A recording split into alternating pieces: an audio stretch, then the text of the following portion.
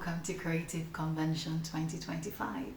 In the last class, the last session, I had taken the time to talk about scattered to structured, and I focused mainly on the systems of marketing. So what I'm going to do in continuity is that I'm going to help us look at the other systems we need to pay attention to in order to structure our business. And so in case you missed that video, please go back to your emails and check. Someone got that email on your team. That email was sent, and in that video we covered systems of advertising, systems of marketing, systems of creating community and how that community works. And now I'm going to go into systems of sales. What are the things required so that your sales system, your sales work as a system? Remember, we had established that a system is able to function almost automatically. Yes, a human being would have to interfere at some point, but their reason for interfering is to add a bit, take out a bit, not that the human needs to send 2,000 emails to be able to close a deal. Okay, so when we talk about systems of sales, what are we talking about? Number one, sales pages. When you go to a sales page should tell you everything you need to know, everything you need to know about the product you're about to buy. Whether it's a product, it's a service, it's an event, whatever it is, that event deserves to have a page of its own. It doesn't matter whether it's a Canva website or it's a Google My Business page or it's a regular website. Maybe you got a custom domain and you built it specifically for that event.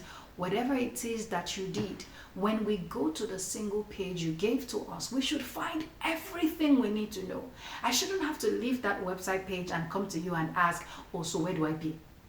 That's a terrible question to ask. I shouldn't finish reading your entire page and wonder, is this for me? Some of you may have to take classes on how to create a great sales page, but that's something you need to know, that you do need one. And that's the reason I was saying earlier that you don't want multiple services and multiple products, because it means every time you want to make a correction, you're correcting 2,000 services. You can hire someone to set up your sales page. There are people who are professional copywriters and their job is to make sure the copy on the sales page sells the product.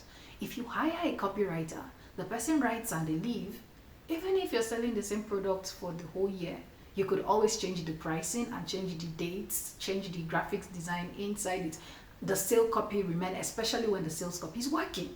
However, if you have 12 services and you have to update all 12 services every single time, hiring an outsider to even give you a done for you service is overwhelming. It's expensive. Okay, so now systems of sales, we're talking about sales pages. Your sales page should have everything we need to know about what we're buying. Your sales page should have the payment details. So whether you want us to pay by bank account or you want us to pay using our cards, you want us to pay using crypto, some platforms allow people to pay with crypto, whatever it is that you want people to pay with, that exists. And then on your sales page, you want people to know what your service does not include.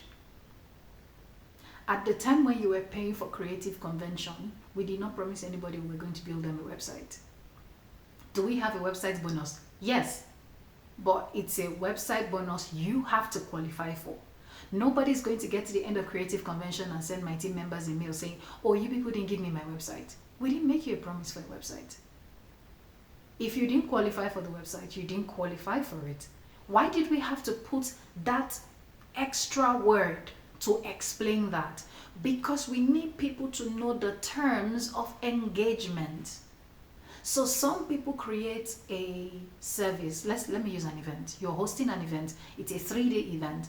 And now you're saying to people that during the event, they'll get a free copy of your book. They'll get a free workbook. They'll get a replay of the class for 30 days. Are those bonuses or are they inherent parts? Like, are they inherently part of the program? Because if they're inherently part of the program and you're taking it out, we have a problem. So is your book part of the material we need to read to understand the program? If yes, then it's necessary, it's part of it.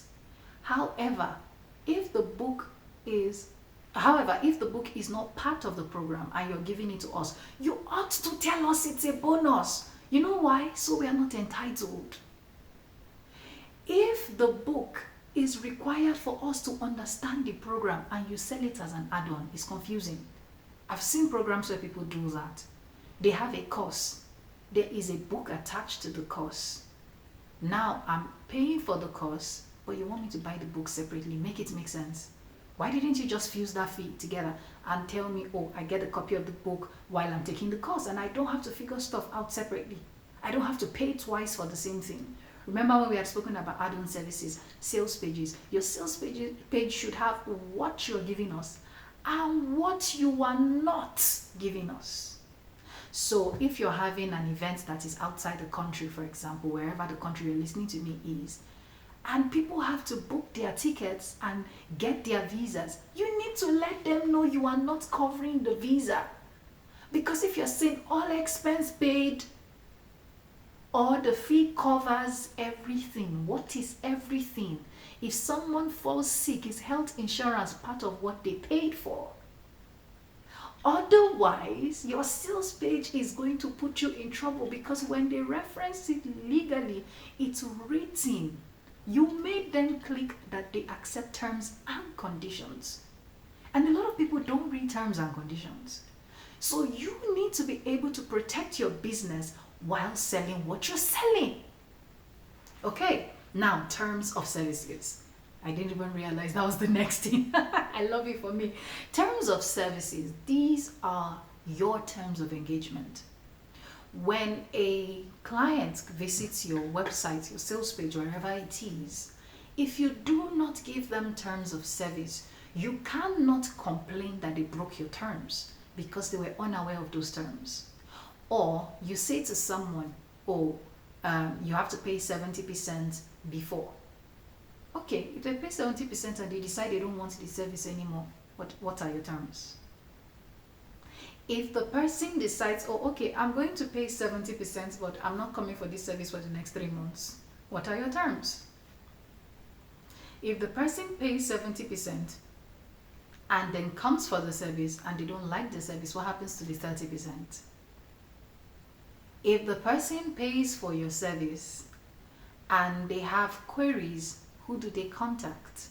If the person is done with your service and they say, oh, I don't want to be in your database, take me out of your database, who do they reach out to?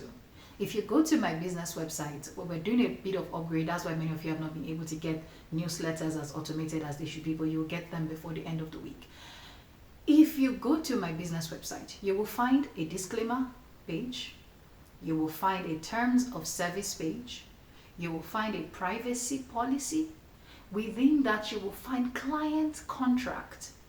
I write on medium.com, medium.com/@IamLiza Chuma. When you get on Medium, the pinned post on Medium is my disclaimer. You know why I do that? Because someone is going to take something I said, use it out of context, and tomorrow say, oh, it was so and so who said it to me. Did I say it to you specifically to your problem? Or was it a general solution? When I answered it specifically to your problem because you asked a question, did it suffice as personal session? If you send me a DM because you are a paid client, are DMs therefore official sessions? All of you are in the wellness space listening to me, so it's important. If a paid client, this is not a new client, this is not a stranger. If a paid client sends you an Instagram DM, does it constitute a session? If that DM conversation lasts for more than an hour, can you tell them to pay for that time? Is a call on your personal number, does it constitute as a session? If not, why do they have your personal number? What is a personal session? A client has once sent me 50-something minutes voice notes on WhatsApp. 50-something minutes, we had 53 or 57 minutes. It was more than 50 minutes. I checked it. Now here was what was interesting. When the person was done sending the voice notes, I remembered asking, should we just make this your session? The person said, no, I'll come for my session later. After I spent 50-something minutes listening, and then I had to respond to this voice note. but you want to come for the session later. You've exhausted the session time, but it was not the client's fault. It was my term of service. Another time, it was someone who had paid for a session and they didn't show up for months. What happens when they return? Because they had slots booked that they didn't use, that other people could not book. Okay, what happens when a client is canceling? What happens when a client who has paid does not want a refund? How do you resolve it? Because that can lead to bad business as well. Because I've been talking about clients and their money now, okay? What about clients who don't want a refund? I have been in the situation where a client wanted a service. This service they booked for was not the service they ended up requiring at the time of the service. Now, our term of service said we could transfer, and the person said they don't want to be transferred. And they didn't want a refund. You know that client is not coming back, most likely. How do you preserve that relationship? What are your terms around preserving the relationship? What is in your disclaimer? I'm not going into administrative documents, so I'll try not to go too much. So I'll try not to go into disclaimers, but systems of sales. On your sales page, do you have a privacy policy document? Privacy policy is not between you and the client as much as it is between you and the government. Remember, this whole masterclass is about using tech and publishing to scale your business. So here's the tech side of things. If you do not have a privacy policy document, you cannot sell to clients in the entire EU. That's not GDPR compliant. In fact, your privacy policy has to be GDPR compliant. If you're in Nigeria, it has to be NIPR compliant, if I'm not mistaken. Which means, if for you to have privacy policy, you need to tell us whether you take cookies on your site. You need to tell us the platforms the cookies are going to, sometimes even the countries the cookies are going to. Cookies are how you track your client activities on your website. So if you run adverts on your website and your adverts can chase people around, you know what I mean? They go on Instagram, they see your adverts, they come back on Google, they see your adverts. That's because there's a cookie on your site that tracks them. That advert has a tracker. Your site has a tracker. And every time someone comes to your site, the tracker is saying, oh, we saw this person, follow that person, keep following that person. That's a tracker. Some of you have been tracked by adverts before. At the time when you went to the site, you clicked on something. You approved the cookie. So you have necessary cookie, functional cookie, blah, blah. You click on them, you accept. Sometimes it looks like a biscuit that someone has bitten. That's what cookies are for. Does your site track people's activity? Did you tell them in the privacy policy? How long do you store the data that you got from them? Did you tell them in the privacy policy? Can they request to delete their information on your website? Did you tell them in the privacy policy? How many months or how many years do you retain it? Do you tell them in the privacy policy? Because if you don't, if a client ever decides to legally come after your business, you don't have a backup. In fact, if you update your privacy policy, the law requires that you can show us the old one and the new one. So when you go to big brands like Google and Facebook, you notice that you have the recent privacy policy and all the older privacy policies are linked into the same document. Why am I telling you this? You need to legally protect your business. In fact, in your privacy policy, you need to tell us the law of the country you are following. We all shout GDPR compliant, GDPR compliant. That's EU. That's EU and Western countries. In Nigeria, you have to keep the Nigerian privacy policy. You need to keep the data laws in Nigeria as well. Who is your target market? Which is why it's important to know your target market. There are a lot of things you go scot-free with in Nigeria that you can't go scot-free with in the EU. And I'm referencing the EU because EU has higher privacy laws. In Nigeria, for example, people can sign up to your newsletter and they are in your newsletter for 5 years. You can't do that abroad.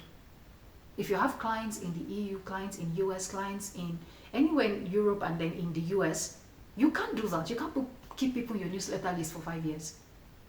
You need to give them an opportunity to leave periodically, like every 1 year. You give them the option. You must give them the option. You put it in the email and say if they want to still remain, otherwise their contact will be deleted. You ought to do that. That's not something we do. There is something that is called double opt-in, where someone signs into your email list and you have to, hold on, sorry. Someone signs into your, someone buys your product. At the time they are buying your product, did you let them know that, oh, they have to still receive an email that says, oh, they bought this product? Because if you don't do that, it's not correct. Systems of sales, feedback emails. So our system, our website was malfunctioning at the time some people paid on our website and they didn't get an email. That thing had my entire team really bothered. Why? Because it's a loophole in our system of sale. The system of sale should naturally give your clients feedback that their payments were successful. I should not pay for a product on your website or pay for a product that you are offering and I'm wondering, did they get the money? Did they see it? Did they get any alert? Nobody told me. Now I have to send you proof. That's part of the reason when we're building our business systems, when we're building our tech systems for wellness businesses, we ensured that if people were paying by cash, they can upload receipts. So if you're using our website builder, when clients pay you with bank transfer, before they can leave the page, they have to upload the receipts. It's automatic. If you're using our business manager, if a client if you send an invoice to the client through the business manager, even though the client got a document, for them to show that they have paid, they don't need to call you, they don't need to text you. Inside that invoice that you send to them, they can upload the evidence of their payment. That system is part of your system of sale. You should not be wondering if they've paid. They should not be wondering if you got the money. Both of you should not be doing that. We need ease of payments. You should not be servicing a Nigerian audience and you're telling me that you only take money from certain banks. I remember an author almost bought their book, and I'm using almost because that was exactly what happened. I almost bought their book. I got to the payment checkout. They were using Paystack. Paystack has 5 options of payment. You can take card, you can do transfer, you can do bank transfer, you can do, like there are 5 different options. I can't remember exactly how it operates right now, but there were like 5 options Paystack had. I got to their sites. I don't know how they activated the site. The site only took one version of Paystack solutions. Paystack, who made 5 solution types, knew what they were doing. And I couldn't check out. I tried it, I sent them a screenshot and they didn't answer me. They didn't answer me in terms of they didn't apologize. An apology is not a solution. I'll say that again. An apology is not a solution. They said they were sorry, but they still didn't give me the means to pay. I didn't buy the book that day. I ended up buying it another time at a physical space. So let us imagine I don't care about the book. That I was just buying it because the advert was in my face. Finally, notifications. Not just the payment, but the notification. Not just notification for the payment, notification for what was paid for. Let me differentiate that. If I pay using Paystack or Stripe, I use my card, I use PayPal, PayPal on the spot will show me evidence that my transaction is successful. That's the payment gateway. But the business itself needs to give me a notification. This is where we have what is called a welcome email. So naturally, when a person pays, there is supposed to be an automated system that sends them a welcome email or a welcome text message. When you create an account on my website builder, my business's website builder, even if you didn't create it yourself and perhaps you paid manually because you met us at an event or something and you decided that you're going to use a manual payment, the moment we set up your account, you get a notification. What that notification does is that it lets you know that at 4:50 p.m. on a Sunday, my account was created. You then don't wonder, have they started working on my site? Have they started to, can I sign in now? Do I have a password? Your password came with it. If your password doesn't come with it, a staff is designed to instantly send it to you, and automatically, instantly send it to you. When our systems go down, one of the biggest problems I complain about within my team is not that the system is not working. It's typically little things, like clients not getting notification at the time they're supposed to get a notification. We lost a client's website this year because When the site was supposed to be renewed, notifications were going out, but they were not going out consistently. So the person must have felt, oh, I'll do it later, and I'll do it later, and I'll do it later. By the time the next notification came, it came on the last day. The person paid, but the person was paying after. You see that little detail of that 1 week back-to-back notification that didn't go out meant we spent a whole week trying to get back a site that was live. Just notifications. Notifications to remind your client to pay. For those of you who run communities and people have to do monthly payments, your system of sales cannot just get us to pay once. It has to be able to get us to work consistently. If I have to renew my subscription and I cannot renew it without calling the admin of the group, community manager, something is wrong with the community system. Now, let's go to systems of delivery. Systems of delivery are how you deliver the service you promised you would deliver, or the product you promised you deliver. If I buy your ebook, for example, can I download the ebook, or is it a read online ebook? Do I have to read it online? Sorry. You need to let me know. Remember, I said you don't want to make promises you can't fulfill in one of the sessions. So at the time I was buying the ebook, did you tell me it was a read online ebook? Because if you didn't tell me and then I pay and it's read online, I get a right to be angry. I get a right to say I was duped because you withheld that information. You knew that if I had that information, I will not buy from you. So system of delivery are the systems you put in place so you can deliver to your clients exactly what you promised them that you deliver. Sorry, my device is locking really quickly. Okay. Now, when it comes to systems of delivery, there are two things to focus on: administrative systems and technical skills. Administrative skills and technical skills. What are administrative skills? Administrative skills are the things that cater to the everyday office management. For example, sending out invoices, welcome emails, support to the client, HR conversation among your team members if there is an issue that needs to be escalated, the internal team management that affects the way the business runs on the outside. So let's go back to the ebook example. When the site was set up, when the page was set up, you said this was an ebook. You didn't tell me that it was it was an ebook I had to read online. Okay, so now I have paid and it's telling me that I cannot download the book. If I send a message to your staff, let us assume that you have that figured out. Can they explain to me and show me that, oh, this was the promise, you did not read so and so? Do your staff know where that thing is? Do they know where that document exists? Do they know? Because if they don't know, I'm going to be mad at your business, not for something the business did. I'm going to be mad at it for the way the admin handled it. That's an administrative problem. That's not a technical problem. That's not with the website builder. That's not with the website itself. That's not with the content on the website. That's with the human staff.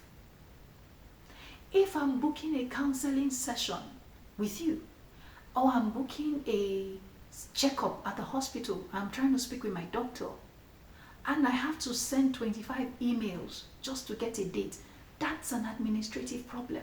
So how do we fix our systems of delivery? First off, you need to know every step in the process. So I'm going to use a regular coaching business. Pardon me if I'm not picking up one of your businesses. You're a medical doctor who has a coaching practice, which means there is a patient-doctor confidentiality and there is a coach confidentiality, which is slightly different. They have the same level of intensity, but the way they are managed are different. Okay, now, if I'm booking in the hospital, because you're a medical doctor functioning in a hospital, actually this is one of our attendees, because you're a medical doctor in a hospital, you don't handle how the client is booked. You don't know how many forms they fill. When I say you don't know how many forms, of course they bring the form to your office, you check it, you look at the client detail and everything before, the patient detail and everything before you attend to them. The patient, when they come to the hospital, is way less powerful than the people you meet in coaching. I'll say that again. Your patients in the hospital are way less powerful than your clients during coaching. In the hospital, their patients during coaching their clients. Okay. Now in the hospital, someone takes care of their form, someone makes sure they have their hospital card, someone makes sure they go to pharmacy, you just do the prescription, you sit in your big office, you have all the conversation and they leave. The next person comes in, you don't know how the process works. When it comes to coaching, you must know every detail. How many minutes does it take an average client to start reading your sales page, to the end of your sales page, to when they click the buying button, to how many minutes it takes your payment gateway to function, to how many minutes it takes them to get a notification, to how long it takes them to book their coaching slot and reserve it. If 5 people were booking you on the same day, can you handle it? If no, your system of administration, which is your booking form, does it have what is called a buffer time? A buffer time is the time between 2 sessions. Did you put buffer in your schedule? Or you just put 1 hour? So now you have 9 to 10, 10 to 11, 11 to 12, 12 to 1, 1 to 2. You're going to burn out. You're not going to deliver well. When your clients come into the session, they can tell you are tired. They don't know why you are tired. They paid you, they didn't pay you to be tired. The person who was in the previous session, who you expended your energy on, the person may have exceeded their time. If you did not even talk about that time thing in your terms of service, you can't be complaining about it now. So when it comes to administration, your HRM, your CRM, your accounting, your booking process, your customer support process. When we were setting up our business management system, it was from looking at the problems we have had over the years. That's how we set it up now. Those are administrative things that need to be sorted in your system. And the easiest way to solve your administrative problems is to make sure that all your administrative work can be done in a single place. For example, if your preferred platform is Brevo is the former Sendinblue. If your preferred platform of engagement is Brevo, that's where you send your newsletters from. I think it's natural that you should use Brevo for managing your chat, your own website chat. Why? Brevo is already integrated into your website. It has a pop-up plugin. People can sign up to a newsletter on your website. Brevo integrates with your regular website for you to get customer information directly. It makes sense to at least have 3 things in one platform. But imagine that you use a Canva website. You schedule through Canva, so you have to be using Canva Premium to be able to use Canva for websites and then use Canva Premium and schedule to social media. You use Canva for those 2 things. Those are front-facing. You use HubSpot for CRM. You use Sendinblue, that's Brevo, for newsletters. You use WhatsApp for support. You use Facebook DMs for comments. You use Facebook groups. You use WhatsApp group. You use Clubhouse for audio. You are all over the place. You will not be effective. Even if you have 10 people on your team, you will still not be effective because the 10 people cannot communicate with each other in real time. That's a bad system of delivery, administratively. I tell people the least you need is a platform that solves at least 2-3 problems. I will begin with 3. Every platform my business uses solves at least 3 problems, or it can manage a particular structure from beginning to the end. You need to make a decision and say, see, I'll pay higher for this orderliness. It will cut off hours from managing your business. And I've just mentioned a few tools you can use there. If your business is a small business and you think, oh, I don't do a lot of things, I have just one social media account, like one major social media account across all the platforms, you're not managing personal and business, and you like Canva, just pay for Canva Pro. If you want to have a social media platform that manages all of your social media, by all means send a message after this and my team is going to make sure you get that. It's going to be able to post to Reddit, Facebook, Twitter, LinkedIn, Instagram, and Thread. This new Instagram thread, yes, we already have it integrated. If you want a website builder, our website builder will ensure it handles booking, it handles events, it handles digital products, it handles physical products. It has about 14 to 18 payment gateways. You can add your custom domain name, meaning www.yourbusinessname.com. But we also give you a free yourname.ourname.top. And the reason is, if you ever forget to renew your website name and you lose it, it will just revert to the old name. And then when you get a new name, we hook it back and you're back online. Your business never went offline. Our business manager solves most of your business problems. It has a HRM inside, it has support tickets inside, so your clients can actually fill your support tickets in real time and your staff can attend to them. Your staff is getting email notification, the client is getting email notification simultaneously. If one staff is not around, any other staff within the dashboard can attend to that client. Your accountants can see what they need to see. And guess what? Your accountant, no other person can see your accountant's work. They can't see inside the accountant's dashboard. So you're not afraid that, oh, your staff is going to guess how much money you're making. Nobody is going to know that HR is about to send them a query. It's important that you are able to figure out where your business is at and then provide that solution. I have gone into the technical side of your delivery. If your business runs physically, then with your virtual presence, what you want to do is ensure it matches up with your physical presence. If your business is very aesthetically pleasing physically, your virtual presence should not be less aesthetically pleasing.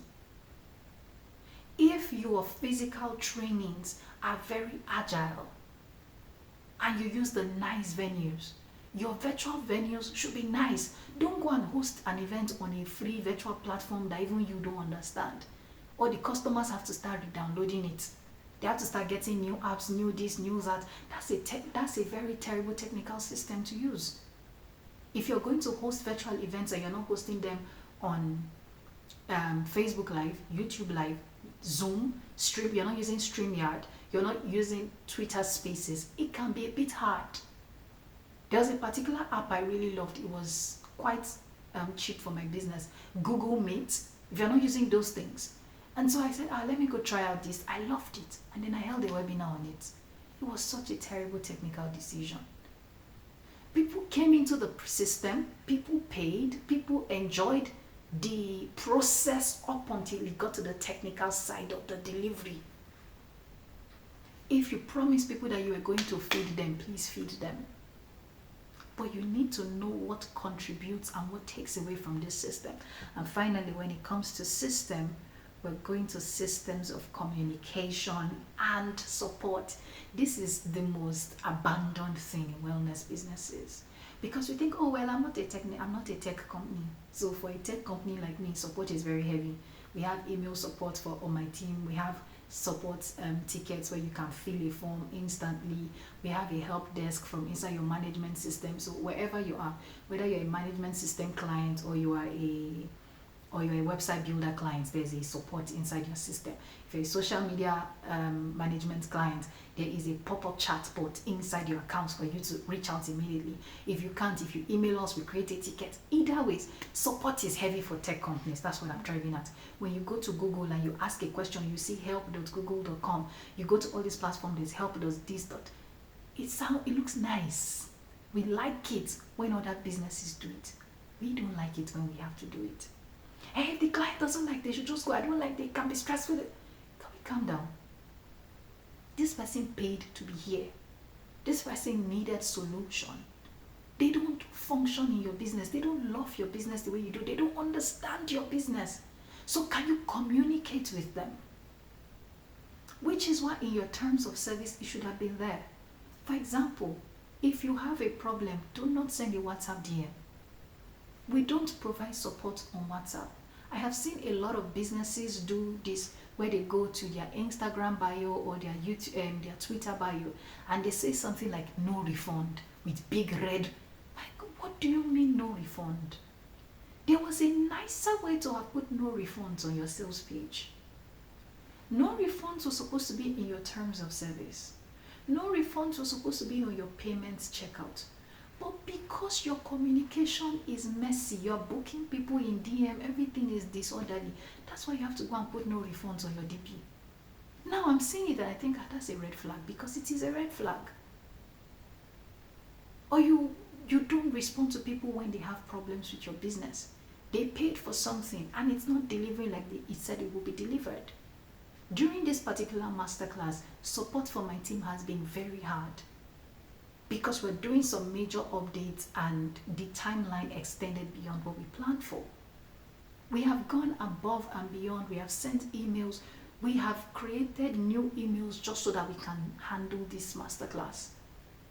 The systems of support we have used during this masterclass, we would never use them under different circumstances. Emphasis on never. But we must create systems that are replicable. What we did during this masterclass has established to our clients and established to our team that whatever happens, it must be impossible that the clients cannot communicate with us. Your clients will not feel ostracized. Before they paid you, you were reachable.